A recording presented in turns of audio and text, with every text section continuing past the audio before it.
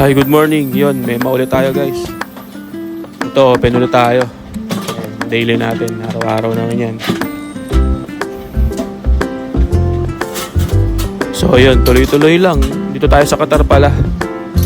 So may area ng Musharraf. Itong pinapasukan ko, pastry house siya. Yun, malakas ang kape dito. So yan, tuloy-tuloy lang. Kailangan ng hanggat kaya ng katawan natin, tuloy-tuloy lang tayo. Medyo okay ang kinikita kaysa nasa Pinas. Tsaka yung traffic, tsaka yung baha, yun yung mga nangyari ngayon sa Pinas. Medyo nakaka-bad trip. Mabait ng buwis, tapos ganyan nangyari. Kaya tuloy lang tayo. Siyempre, para saan pa sa sarili natin, di ba?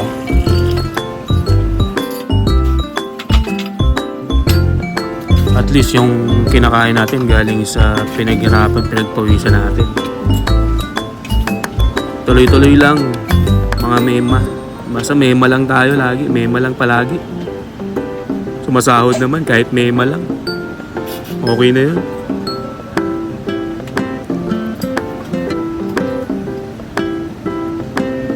So yun pala, ito palang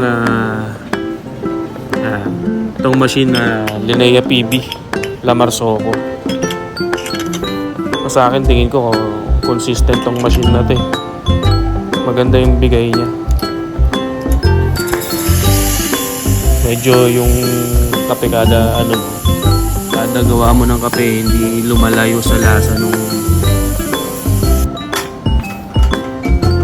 classic siya, classic yung machine na yan. Ganda yan. Gusto ko rin, madaling gamitin.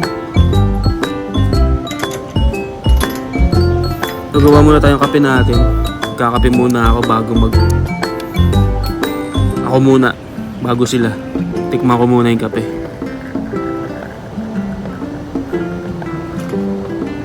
So, calibrate lang yan. Nasa calibrate ko, panlasa lang. Tsaka yung timing, titingnan ko, okay na ako. Hindi ko na pinapalalim yung Hindi ko na pinapalalim yung pagka-calibrate. Kasi milk base naman dito. Gagawa muna akong kape ko para sa akin. Tapos, okay na tayo. Yun lang guys. Yan, sablay naman yung latte art mo. Yun lang, mema ulit. Salamat sa panonood.